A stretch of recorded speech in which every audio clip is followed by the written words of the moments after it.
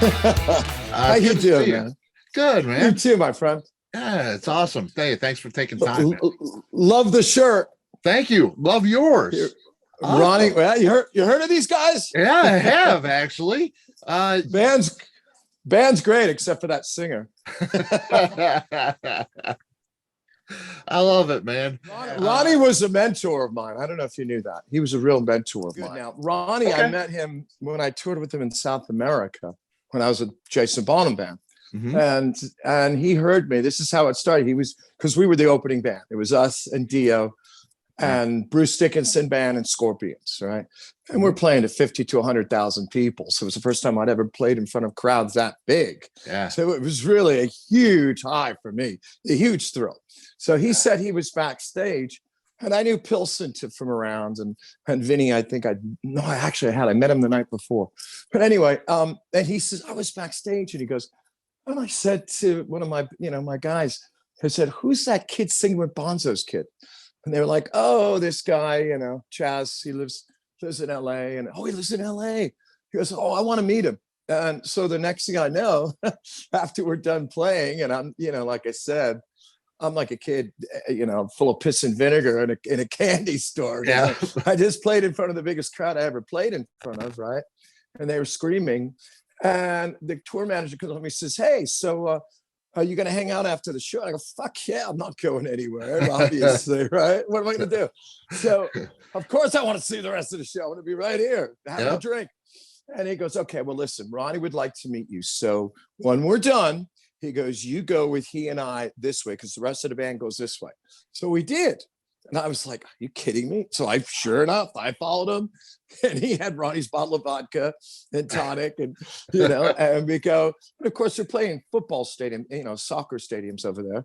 Right. And so it's just fucking cement floor and wooden benches and, lockers, old school lockers. Right. And we sat down, and, to make a long story short, he spent 2.5 hours with me, basically complimented me. And he told me that story. I was backstage and I heard you, because we started with like Immigrant Song or something like that. Right. And he was like, and I was just like, wow, that kid's got some pipes. I want to know who he is. I want to meet him. Especially I heard you're a local guy, like near him.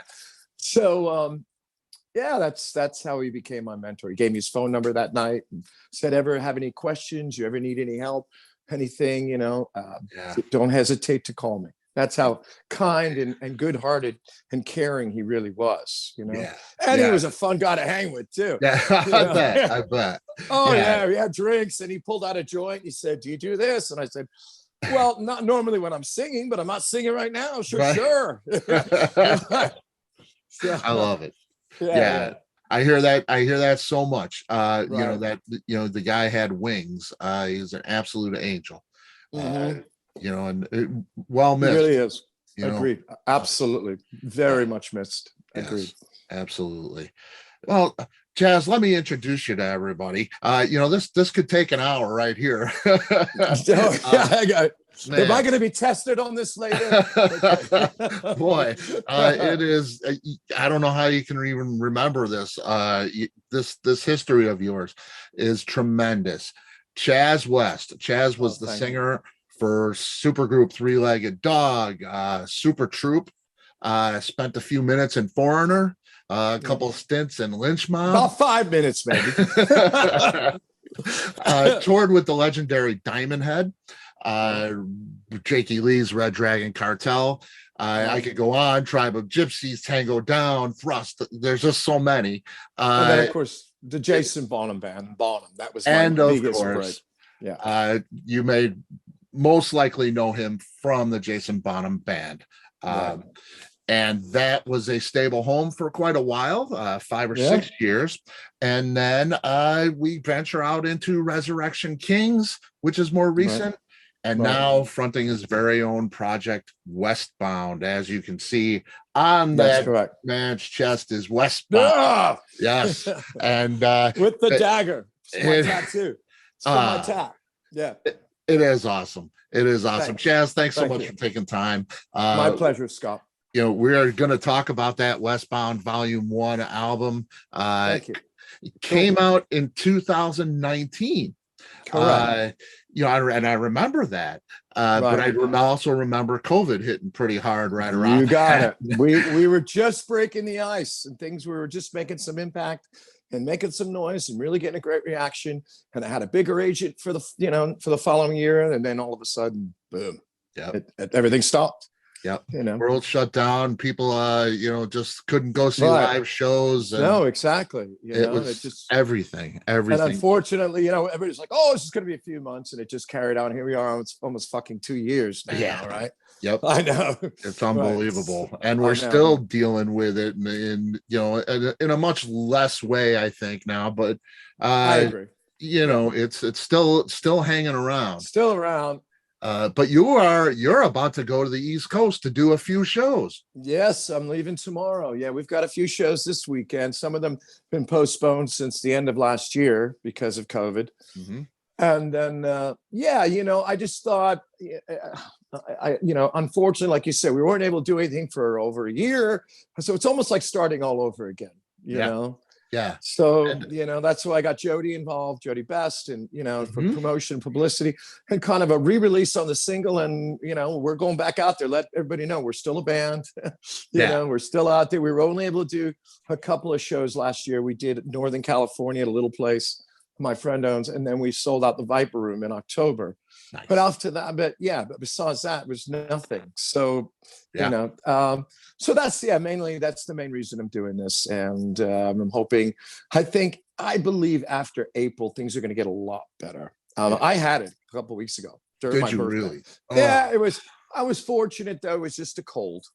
I was really fortunate. There was one day of maybe some chills and fevers and stuff like that. And, not really fever, just hot flashes. Okay. I know what women go through now. There you go. Menopause. Right. It's good to hear that you're good with it, and I'm okay. Thank you. And there are, I hear it a lot now. People that I know that have gotten it. It's on the minor scale. Exactly. It's not anything too bad now. No. We got the vaccinations and things like that. Especially if you've gotten the jab. Yeah. If you've got the vax, it really is nothing. Yeah. And you don't have any serious other health conditions. So. And, I'm hoping the venues see it more as, not that big of a deal. Because I'm hoping so also. Yeah. Because it's opened up quite a bit. And it's good to see it opening up even more as we go. Yeah, absolutely, my friend. Yeah, it's pretty great. I have to ask you right away. I mentioned all these bands, a large number of bands that you've been involved with. Right. Do you enjoy that? Do you enjoy that moving and putting your mark on different acts, or do you like would you like a more static band situation? Well, obviously that's what everybody wants. And I was, the Bonham thing lasted, I did 2 records, a lot of tours. Yep. It was about 5 years, which in rock and roll is pretty good, especially in this day and age. No doubt. That was in the 90s, but, into the early 2000s. Now, obviously, I was hoping some of those other bands, quote, projects would have lasted longer or done more. That's just the nature of the beast, though. It's, the industry is like that. And, I know what I'm good at. That's why I was so grateful to Serafino, the president of Frontiers, that he believed in me enough to give me my own thing, give me my own deal and my own name. So I'm finally in the driver's seat, which is, a couple of double-edged sword in a way, because, you get all the credit, you get all the responsibility and all the blame when things don't go right. Also. Yeah. So, but because obviously I always wanted to have an Aerosmith or a Van Halen or a Led Zeppelin, obviously, all of it. That's what we all want. It doesn't always work like that. And sometimes even some of the guys that I've admired the most as vocalists have had to move around a little bit, Well, I look at you and I see your name everywhere, and I think of, guys like Toto, Steve Lukather and stuff like that, where, these guys, the Porcaro brothers, were always on all kinds of records because they were great, much sought after. And that's like yourself. You're a much sought after vocalist. People want you on their record. Thank you very much. And that I love seeing you put your mark on a lot of these things. It's really great. So I was wondering, if you enjoyed that, that I mean, there's a lot of pressure sometimes, especially if it's a last minute thing, which has happened. I've gotten a call the night before, can you be out here tomorrow? That happened. Lynch Mob, the second time I did Lynch Mob, that happened, and of course I had sang the songs, but that was years prior. And then all of a sudden the night before saying, can you be out here tomorrow? And we got to play Dallas tomorrow night, I mean, that's just one example, but you're right, and usually, and it was like, okay, and of course, I think chemistry is part of it too. You got to really get on with the guys, and both musically and personally. So, and I always usually did, I'm not too difficult to get along with. I was going to say, if you're a pain in the ass, George isn't going to call you. I know that. Right. Exactly. Talk to George. Jake. And he can be, Jake. I know. Or Jake. I know. Yeah. Exactly. Yeah. So, and of course with Bonham, with Jason, I mean, I beat out, I think they said they auditioned 700 and something people, Right. And we got on right away, man. We got it, we really hit it off immediately, and personalities and everything. And besides musically, before we even played together, right. Right. So, and that really is so important to really overlooked, I think. Right. By a lot of people, you want this voice or you want this guitar player, but he doesn't make it to rehearsals on time, or he doesn't show up. That's a problem. Right. Or prima donnas, or the chemistry means so much for sure. Right. Go ahead, carry on. Now you're working with Roy Z. Yeah, Roy Z produced it and co-wrote it with me. Yeah, man, we know him from everywhere, right? Sebastian Bach and Bruce Dickinson and Rob Halford. So many different things. Played with Ozzy, just a great player. And we had. I'm sorry, I didn't mean to interrupt, but we had done Tribe of Gypsies together. Right. So we had already written together and toured a little bit, and we're really good bros. So it was very natural, I thought of it. I was like, when Serafino offered me, and he said, but I want you to work with a writer producer. Do you have somebody in mind? He had somebody in mind. It didn't work out. I said, I know the guy. And I contacted Z, and he was in immediately. And, the rest is history, as they say. So again, chemistry. Chemistry. Really work together well, and as well as being very talented. Thank you. Tribe of Gypsies, how is that different from what you're doing with Westbound? Well, there was also, because it was Z's thing mainly, obviously. Okay. I came in because he wanted to make it a little bit more international, because he always had the Latin influence, and I'm obviously not Latino, so so he wanted the American English influence too, which is I have, and so we kind of we put it all in a blender, mix it up, and that's what we came out with. But I've known him before, because actually the tour I told you I met Ronnie on is where I met him, because he was playing with Bruce. Yep. And we were the younger guys, so after the concerts, the older Scorpions and Ron, they would all go back to the hotel, and they were done for that. We wanted to go party. So we were the ones, right?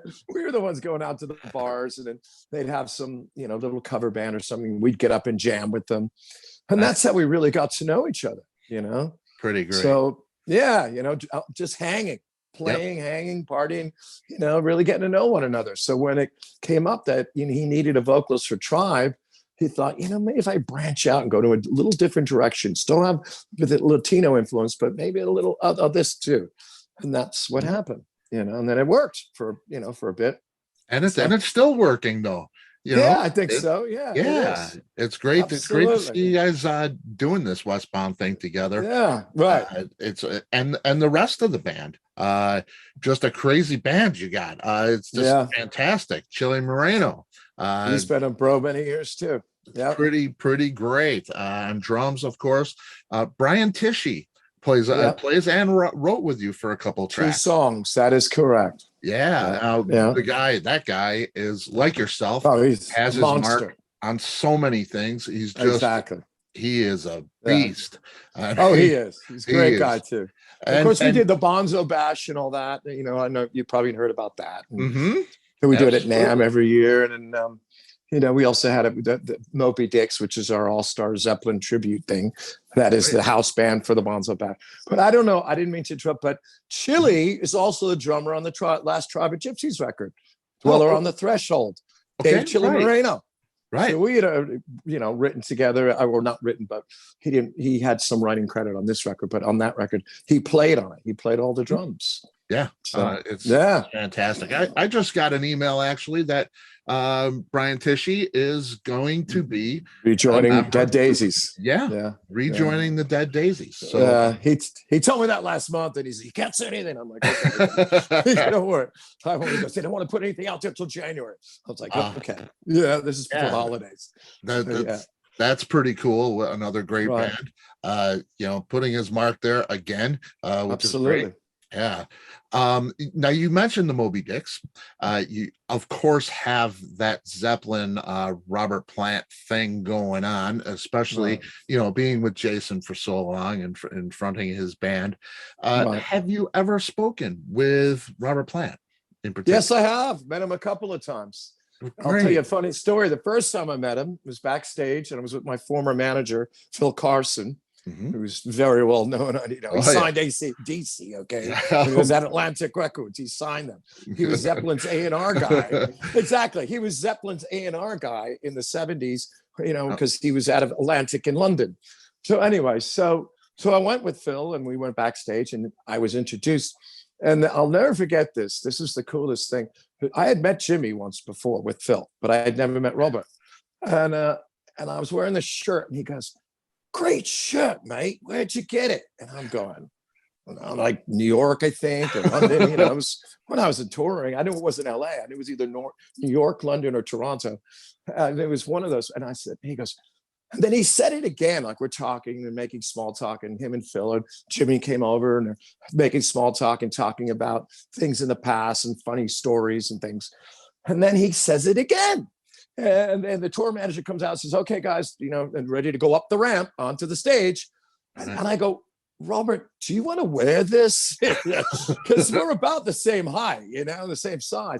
And I'm like, and he goes, he's like, thought about it for a minute. He's like, "I don't have time." But he goes, "But I want to get my own. You got to let me know where I can get one." Because I was thinking we might exchange shirts. I might exchange shirts at Robert Plant,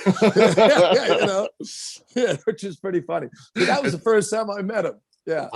Wow. I mean, that is just great because you really capture the essence of what he did with. Well, thank you. And without trying to be I'm not trying to be a clone. I'm not. No, and that's obvious, I think. Yeah.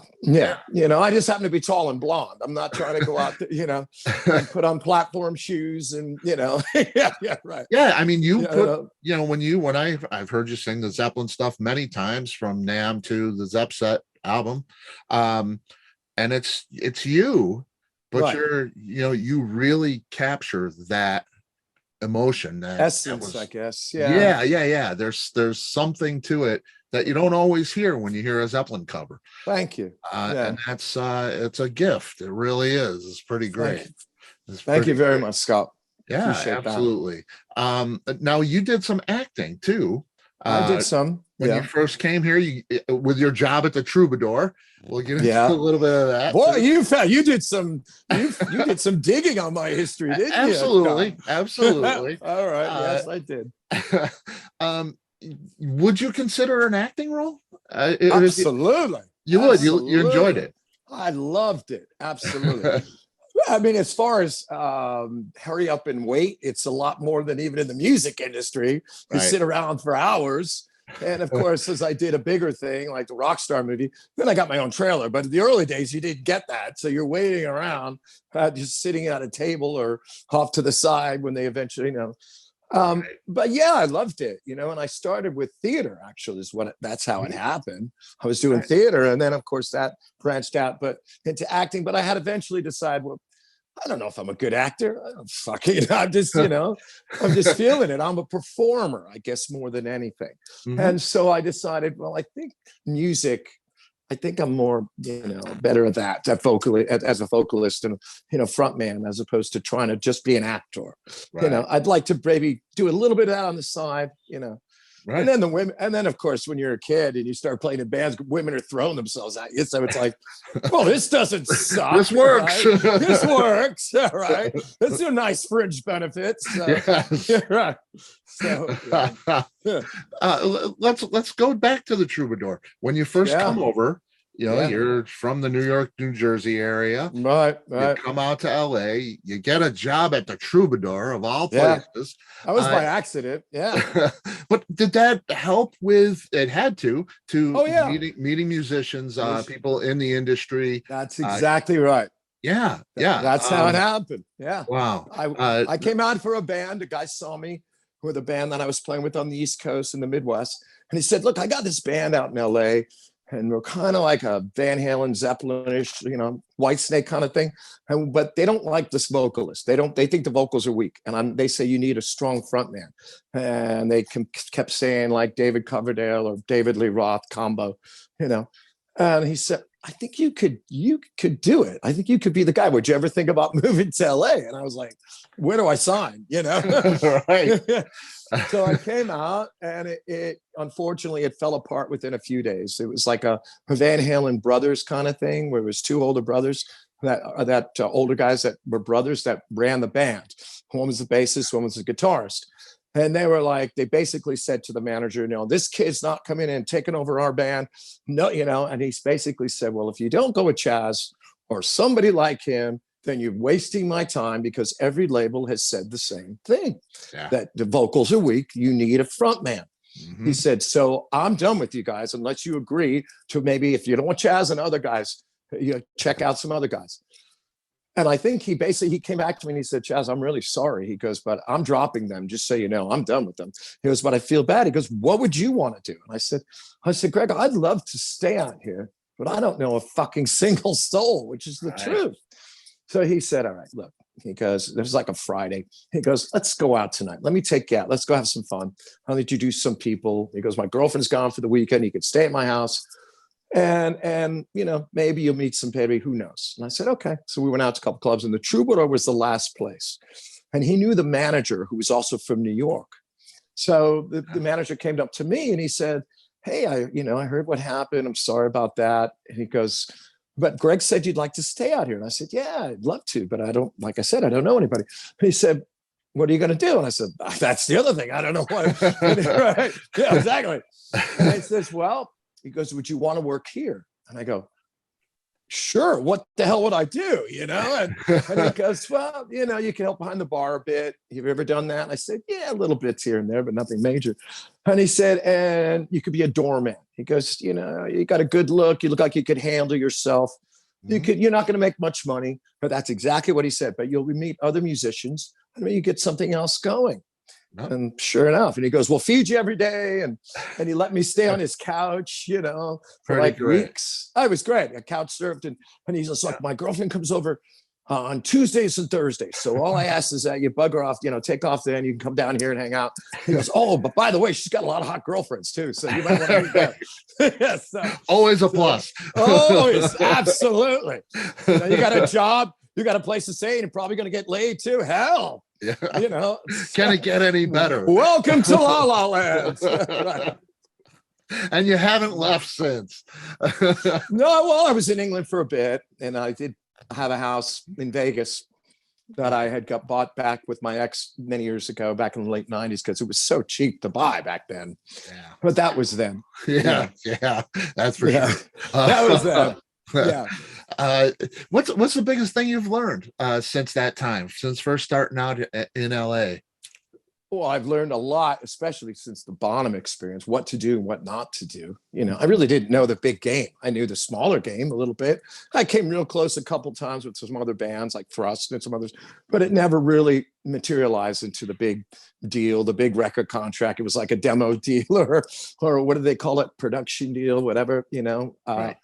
So I learned that's probably in a nutshell what to do, what not to do, and you see the same people on the way down that you see on the way up. So always be cool, always be, don't treat people like they're peons, like they're beneath you, because it'll come back and bite you in the ass. Yeah. So, and that is so great to hear. And that is another thing I hear from the pros. Yeah. They know, you know. Yeah, it's true. Yeah, it is. It's very true. Especially in this day and age. Oh, yeah. Social media, they can destroy you on social media. Anybody can. Yep. You know? Yep. So yeah. Absolutely.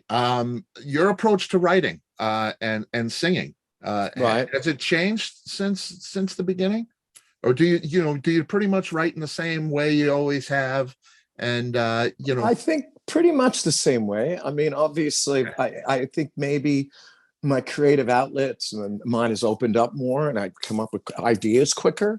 And especially when you've had people that you admire say, that's really good, I like that. Then it gives you more confidence, and you're going, okay, so my melody ideas right off the bat are good. Okay. It's not just me, you know. And then of course the song and the lyrics and everything, because they become like your babies, you know, your children. And then it's like, you know how, like, you know, only a mother could love you. So kind of thing, right? It's, you know what I mean? It's like you wonder, well, maybe it's just me who thinks it's, you know, great. And so that's always a cool thing. But besides that, pretty much the same way. Yeah. That's good. That's good. Right. You had a new record with Resurrection Kings, 2021. Skygazer, of course. Couple of guys from the Dio band, Vinny Appice, Craig Goldie, of course Sean McNabb on bass. What another super group of sort there. Just great players. Your voice has that, well, the music did, of course, but your voice had that Dio kind of essence, like you capture with Plant. Right. And it's not forced. It's still you. You're not trying. No. Really, was it a challenge at all to do that? Not really. I mean, it's believe it or not, it's just feeling it, and that's what I felt. That it's a different kind of vocal approach, and I'm very fortunate, and I had a great vocal coach who unfortunately just passed a few weeks ago, Ron Anderson. Sorry, he was phenomenal. I mean, he did. I don't know if you know his background. Chris Cornell. Axl Rose, everybody, David Coverdale, the list goes on. The guy, you know, so even some of the newer bands. But anyway, so I learned proper technique and vibrato and when to use it, when not to use it, and how to turn it on, turn it off. And so it was more just feeling it. And yes, definitely, maybe Ronnie's spirit, you know, kind of entered my body. I felt like when I was in the vocal booth, a couple of those songs, you know, even the first Resurrection Kings record, which the first single was the song that Goldie and I wrote, Living Out Loud. That was the first one we'd ever written. That was like 5 years prior. We didn't even know, you know, what was going to happen with it. So I always felt Ronnie's presence and that kind of feel, you know, and I knew I could still put a little of my Plantisms, if you want to call it that, or, you know, white, but at the same time, it's a little bit of a different vocal approach. It is, and then, like I say, it's again not forced, which is a beautiful thing. It's really a gift. Right. Thank you. Is that band still active? Will we see new material from Resurrection Kings? You never know. I mean, right now, nothing's really going on. Okay. And everybody's concentrating on their own thing. I'm obviously more concentrating on Westbound now again. Sure. You know, because it's my thing, you know, and I'm in the driver's seat. And Vinny's got his, what was it, Last in Line, you know, with Vivian Campbell. Right, exactly. And Phil Soussan, who's also a Moby Dick. So Phil Soussan is, Phil's been a bassist for the Moby Dicks for years. When he's busy, we've like Robbie Crane, our friend Robbie Crane has come in, and James Lomenzo, different guys, but it's mainly Phil. Yeah. Excellent. So, you know, but I you know, I would never say no, you know, never, as Sean Connery said, never say never. Right. So, right. Absolutely. Yeah. And that was a great project. As is this Westbound. It's just fantastic. Yeah, it is really. You recorded this in 2019, or at least released the album in 2019. Released in 2019, yeah. And I know musicians, I talked to so many that, you know, if I could go back, I would change this. Or now you've had time, you haven't, you know, you haven't really promoted the album because of COVID and all that. You haven't toured on it, you know, it kind of We did some shows. A and few, it was going over really well. Yeah. And like I said, it was going to be bigger for 2020, and then boom, everything started. Right. The last thing up until the end of last year that we had done. We did NAMM of 2020, and that was the last time. Yeah, you're right. Yeah. So you've had some time with it. How are your feelings toward the album? Have your feelings toward the album changed at all? Is there something in particular that you wish you could go back? Actually, it's funny because I hadn't listened to it for months up until recently. And sometimes it's good to get away from it, sure, you know, for a while, because then you come back with a fresh new attitude, new ears, and either you go, oh, well, I wish I'd done it, or you go, wow, this is really good. And I gotta say, that's what I was mainly feeling like. I was listening to the, you know, we re-released Dance of Life as a single. I'm like, this is great. I mean, it's got a great hook. Yep. You know, there may be some little production things I would have done differently, you know, maybe a little bit, or, you know, pump things up here and there. But overall, the songs and the talent are there. The only thing I do regret, and that was just timing, like Jason Bonham was supposed to do a song, but he was just too busy, you know, and it just didn't work out because I had a deadline with Frontiers and it just didn't work out. He was all ready to do it. And I had some other friends, Kenny Aronoff, and that's the only thing I regret. I wasn't able to have enough time to get those guys with their, you know, schedules and everything and mine to work out to be on the record. Because there was so many guys. I would, you know, because it was the first time, like I said, it was my baby. I was in the driver's seat. Mm-hmm. And, you know, you want to get all your bros, you know, all your friends, come on. And they were all like, yeah. And then Kenny Aronoff said, like, yeah, come on, I would love to do a song on your record. You know, and they, you know, they know it's not $1 million budgets anymore, you know.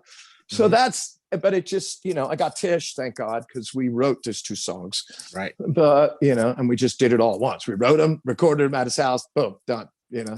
So the drums anyway. But that's, mainly that's the only thing, you know. And then, of course, who knew that this whole pandemic was going to start at the beginning of 2020? Because I was thinking the sky's the limit after 2019. Because, you know, all the promoters and, you know, and like I said, I had a new agent. It was all, they were all like, we've got nothing but rave reviews. And they loved the fact that it was doing a little bit of Zeppelin and a couple of Bonham songs along mixed in. So, you know, because it's a new record, not everybody knows the song. So, you know, so you have to do that to please the masses and please the promoters and, you know, give the people what they want. Right. Yep. But then they hear the new stuff. They're like, this is great. The original stuff, you know, the new. So it's like, so it worked out. So that's about the only regrets or, you know, things I would have done differently. Yeah, because you know, I listened, I heard it, you know, I got it in my email box back in 2019. I remember that. Right. And it sounded great. It sounds great today. It's Thank you, man. So solid. And you've done videos for a couple of the tracks. Are those, you know, I know you like the acting thing. Do you like making music videos? I you know, I hear from a lot of guys that it's a day of listening to the song 500 times. 500 times. And, that's true. You know, and that's true. It's and you're lip syncing. Yeah, exactly. right. Yeah. You know, so it is a tedious process. It can be tedious. That you enjoy doing though? You hit the nail on the head. It can be tedious. I do enjoy it, but it can get long and you know, drawn out sometimes. On these videos, it really wasn't that bad though. I mean, the guy was quick, and you know, Mason was really quick, and he was young, and he got things done quickly. And it was like, and he had drone cameras and everything, you know, for the outdoor shots. It's cool looking, So we made it fun. They're great. You know, I wanted to make it fun, and like even if you notice in Never Surrender, we did the outdoor shots. Which was here in Southern California. People go like, what, did you go to England or Ireland? Because no, it just happened to be a cloudy, rainy day. And thank God the rain dissipated for a bit and we were able to get out there and shoot, you know, because it was all planned out. I had people from out of state coming in, and, you know, the cameraman lived in Vegas. So I was like, I couldn't cancel. I almost had to. But then it's like, okay, we got a reprieve in the rain.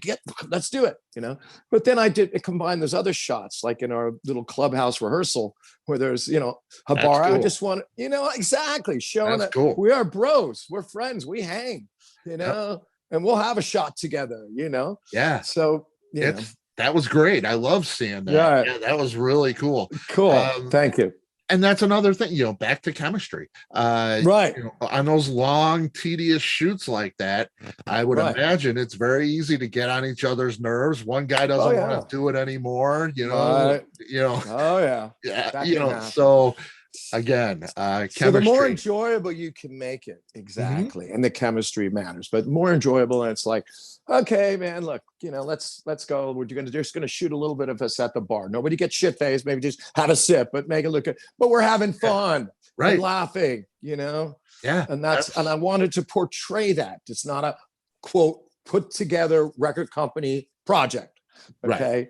These are guys that I've known Z for over 20 years when we toured together in South America. I've known Dave for longer than that. We were in local bands together, right? You know, when I was still working the Troubadour. So yeah. It's Dave Moreno. So yeah. So I wanted to show that. And that to me was really important. Yeah, and it comes through. It comes through. It's great to see you together for sure. Thank you, Scott. And speaking of together, you know, there's a couple of, you're doing a few shows these next few days, right? Putting together something more, coming out to Chicago. Well, that's what we're working on. Yes, for spring, a lot more. This is just to break the ice to start off the year on the right way, because this little run, it was a couple other shows. It was supposed to have been last October, and it got postponed because the COVID thing got worse. And unfortunately, then there was a promoter that passed away from it, you know, that was located in Baltimore area. So so that just, I made the decision then, because they wanted to push it maybe to November, December. I said, no, that's holidays, everything. No, let's just wait till next year. And I wanted to do it this weekend mainly because this is normally NAMM weekend in Anaheim. Okay. And it's just a big thing, you know, and it kind of starts everything off for the year as far as music. And that's not happening till June. So I thought, well, let's fucking do it this weekend. Let's go back and where it's freezing cold. You know, it's not like here in La La Land, and there's nothing to do except for to go to bars and clubs. They can finally hear some live music. They're able to finally after, 15, 18 months. Yep. So I thought this would be the first perfect weekend to do it. Just a few shows. And then we'll come back, in the fall, summer, late summer, fall. So that would be great. Yeah. I'm really looking Where are you located, Scott? Just outside of Chicago. Oh, okay. Yeah. Okay. So I love it there. We'll be there. Oh, I know it. I've had some dates already presented to me it looks like summer, fall. Fantastic. Yeah. I can't wait for that. I can't wait. Yeah. And you mentioned, more material, Westbound Volume 1. Right. The name of the record. Gotta be a volume 2. There's gotta be a volume 2, right? Yeah.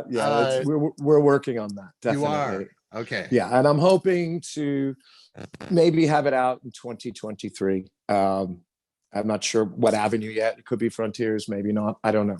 Okay. But we're planning on it. This is a band. This is not just a one deal project. And I want to keep it like that. That's great. Yeah, and Frontiers is a great label.